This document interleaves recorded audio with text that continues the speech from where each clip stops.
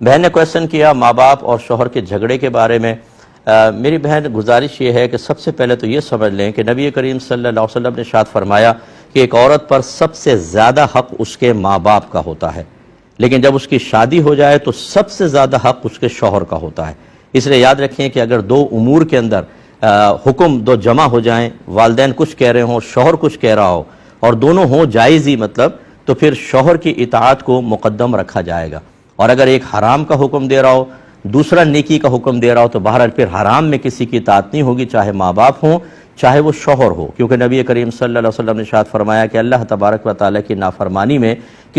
اللہ تعالیٰ کی معصیت میں، نافرمانی میں کسی مخلوق کی اطاعت جائز نہیں ہوتی ہے۔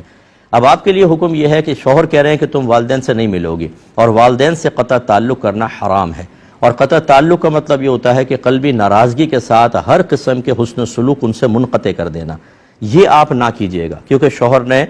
غلط کام کے حرام کام کا حکم دیا ہے، چاہے والدین ان کے حق میں کتنے برے ہوں، آپ کے تو ماں باپ ہیں، لیکن چونکہ شوہر کی اطاعت بھی لازم ہے، اور ہم مشورہ نہیں دیں گے کہ اس قسم کے عارضی امور کے اندر دائمی طور پہ اپنے گھر کو برباد کر لیا جائے، اس لیے آپ شوہر سے کہیں ٹھیک ہے آپ کہتی ہیں، آپ کا حکم سر آنکھوں پہ، میں نہیں مل رہی۔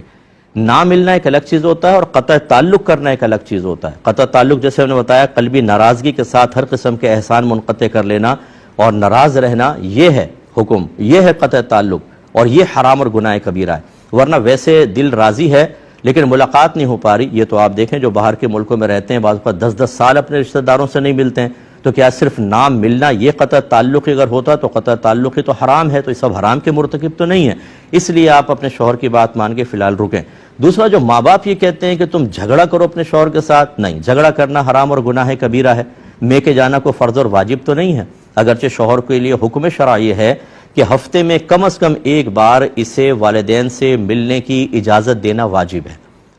یہ لازم ہے،